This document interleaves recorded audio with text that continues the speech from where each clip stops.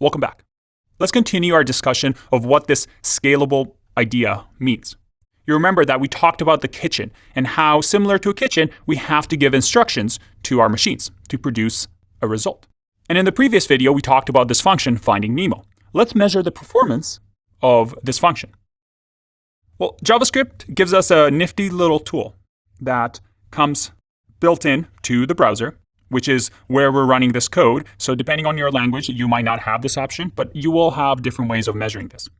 Don't get too hung up on this. We want to use this as an example to measure how long it takes for this function to run. We can do this in JavaScript by saying, let's say time 0 is going to equal performance that comes built in to the browser, and we just say now. And this t0 is going to start this timer before the loop happens. And then when the loop ends, I'm going to have another timer called t1, and this is going to equal performance.now. So we have two timers, one at the beginning, one at the end after the function goes through the loop to find Nemo. And then at the end, we'll just do a fun little console.log, and we'll say that the call to find Nemo took, and we can just do a simple t1 minus t0, and then we'll say milliseconds, because it's going to give us the results in milliseconds. Let's see if this works. I'm going to run this code. And let me add a space in here. And we see that it took 0 milliseconds for this code to run. Let me run that again. 0 seconds, again, 0 seconds, 0 seconds. And if I keep clicking it, I see that, oh, now it takes a little bit longer. And that's because this is really fast, right?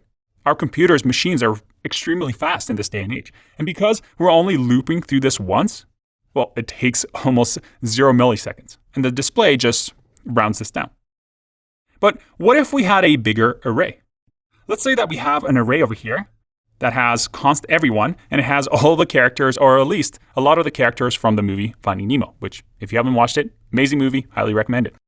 Anyway, we see that we have a lot more characters now.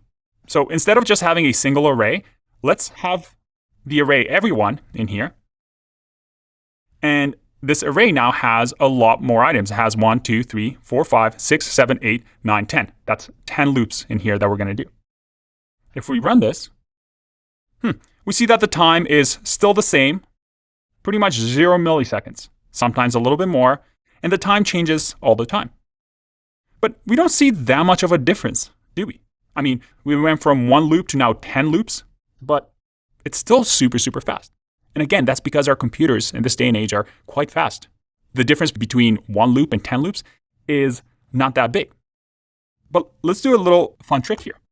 In JavaScript, we can create a large array. Let's just call it large. And we can create a massive array by just saying new array. And we'll give it 100 items. And this 100 items in the array, we can fill it with, let's say, Nemo. And this is just going to create an array that has Nemo 100 times. So instead of everyone, let's do large and hit run. All right, we see here that it's found Nemo 100 times because, well, we just filled it with Nemo. And at the bottom, we see that it took 0.5 milliseconds. That took a lot longer, didn't it? Let's do even bigger. Let's do 1,000. Hit run. It took 7 milliseconds now. What if we do even bigger? What if we had a massive array of 10,000? If we hit run, 46 milliseconds. It's still pretty fast. And then just for fun, one more. If I hit run, you saw that delay and how long that took. That took 343 milliseconds, or 3.4 seconds. Now, what do we just see here? Well, we see that as our input grew, our function, find Nemo, became slower and slower and slower. Our runtime, how long it takes to run a certain problem through a function, increased. But here's the problem here.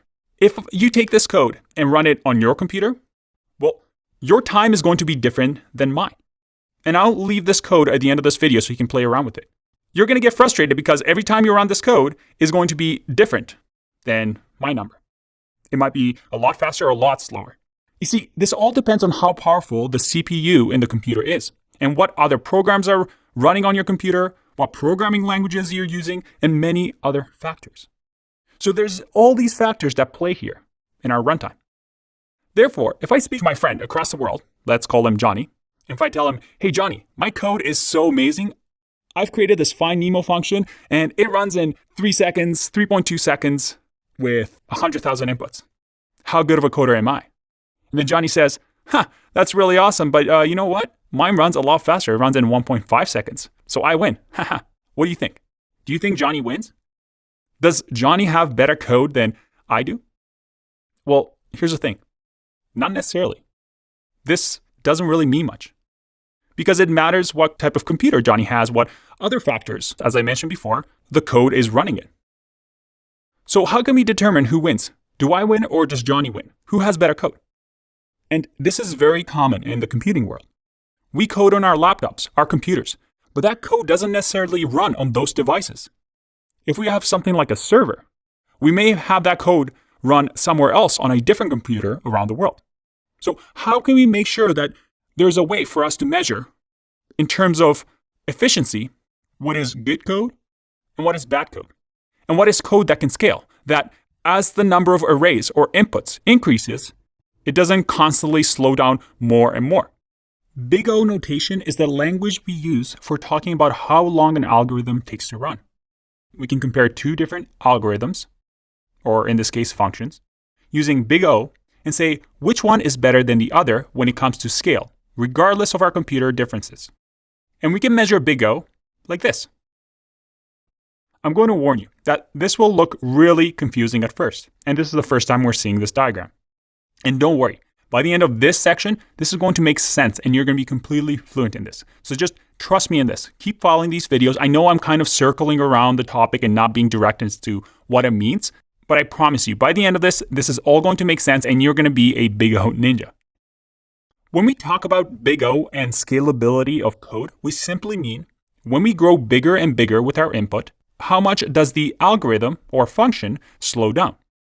If the list of characters, let's say elements here, so that is Nemo, so characters in Finding Nemo in our array, as that increases, how many more operations do we have to do? That's all it is. This is what we call algorithmic efficiency. Big O allows us to explain this concept. Remember how in our function, we initially had an array of just one, which was Nemo. So that is the number of elements, number of inputs in a function.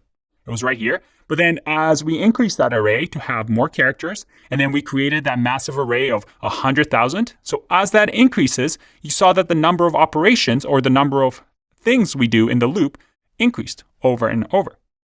And different functions have different Big O complexities. That is, these number of operations can increase really, really fast, like this one, which is not good. You can see here that it's horrible.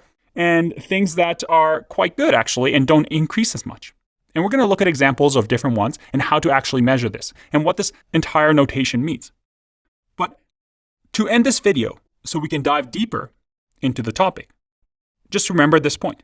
When we talk about Big O and scalability of code, we simply mean when we grow bigger and bigger with our input, how much does the algorithm slow down?